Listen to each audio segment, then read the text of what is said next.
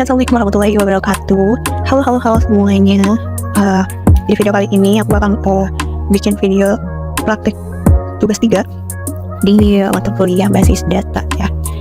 Buat lanjutin yang kemarin, bukan kemarin sih, yang tadi ya. Kita lanjutin yang tadi, yang tugas 2.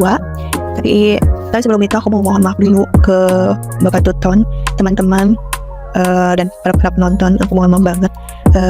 Kita nggak bisa ngeliatin di aplikasinya kayak gimana karena masih terkendala error ya aplikasi Sam Apps di akunnya. Jadi kita pakai animasi aja dulu ya.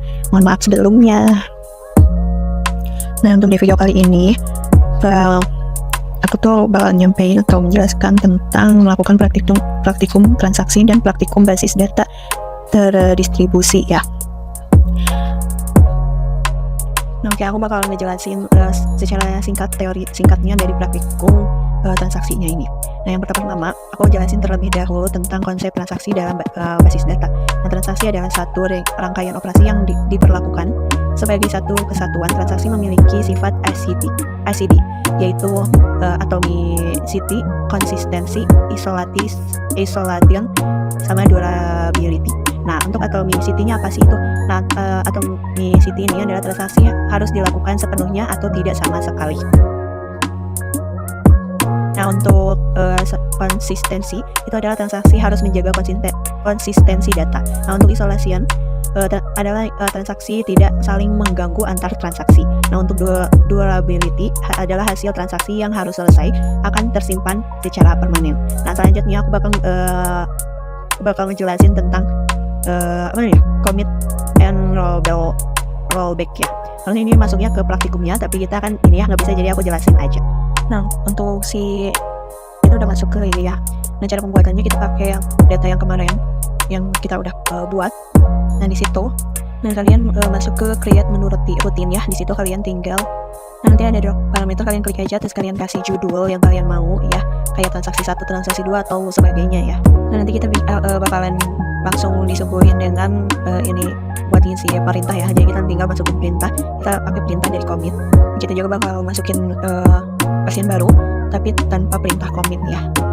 Nah, setelah kita masukin kata perintahnya, kalian tinggal go aja, langsung jalanin aja. Nanti bakalan masuk ke pilihan lagi. Nah, sebenarnya kita bisa pakai MySQL, tapi kita langsung aja diklik aja yang bagian eksekutifnya ya.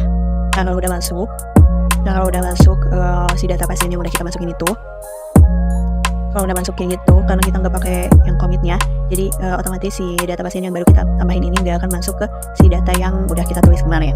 Nah, jadi walaupun nanti kalian mau masukin perintah lain, kalau tanpa commit itu bakalan tetap aja percuma gitu loh. Nggak akan masuk ke si tabelnya si yang data pasien yang kalian pakai, yang nggak pakai commit itu.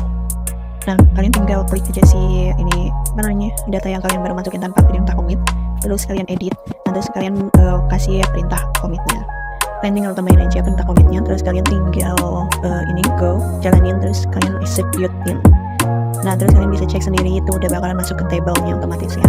Terus kita balik lagi ya, balik lagi, terus kita klik si routiness-nya, kita klik lagi si data yang tadi kalian masukin tanpa commit itu, kita biarin aja, terus kita pilih create new routine ya.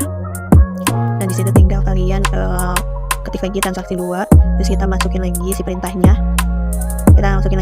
ya. Nah, perintah yang sekarang kita masuk ke perintah data update ya, jadi kita mengupdate si perintah sebelumnya.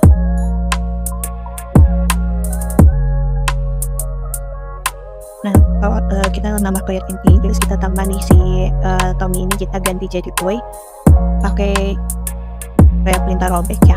Nah, terus kita pencet go, terus kita review lagi atau kita lihat lagi, itu bakalan tetap jadi Tommy ya, karena si rollback ini pengguguran. Jadi kita tetap balik lagi aja ke semula gitu. Kita bakal nyobain bikin perintah rollback lagi ya. Perintah rollback ini tuh sifatnya menggugurkan perintah utama, jadi kita bakalan balik lagi ke semula, jadi nggak akan berubah ya walaupun kalian mau digimanain. Nah, kita buat rollback baru, kita masukin dulu pendingan. Jadi di sini bisa dilihat ya teman-teman, kalian itu kan di atasnya itu ada insert info. Insert itu untuk memasukkan, terus di bawahnya ada rollback untuk menggugurkan. Nah di bawahnya itu ada update pasien. Nah di situ kita juga di bawahnya juga ada komennya, jadi otomatis bakalan ke update juga ya kalau kita udah pakai komen. Nah sekarang kita coba ya kita coba go lagi si data yang udah kalian masukin, si apa namanya, kode yang udah kalian masukin, codingan yang udah kalian masukin. Terus kita execute juga.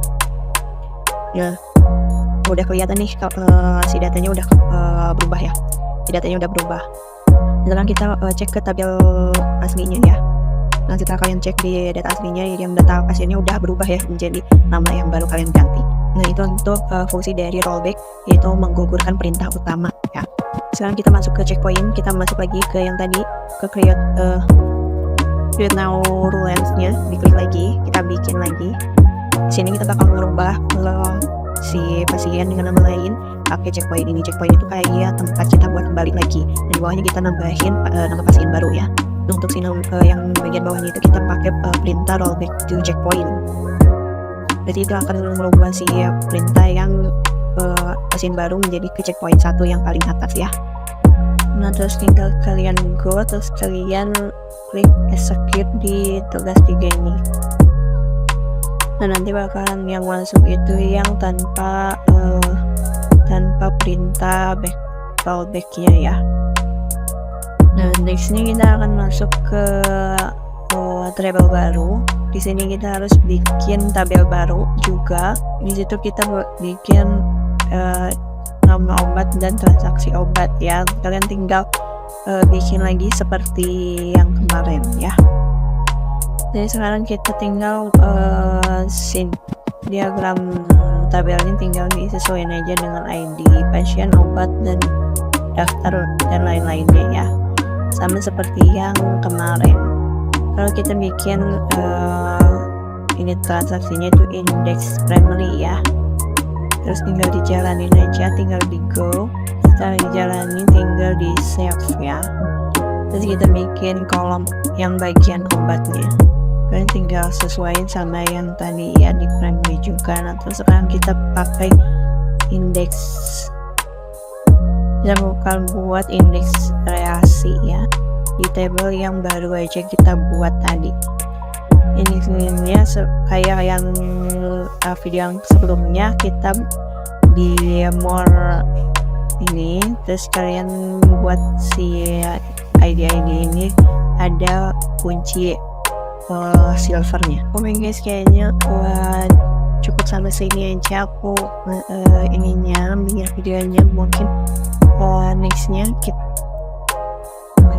di tugas berikutnya kalau aku bakal ini ya bikinnya.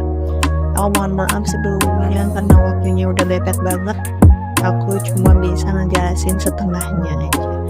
Thank you yang udah nontonin, dan mohon maaf Bapak Tuan, terima kasih sudah mau melihat video ini. Bye bye.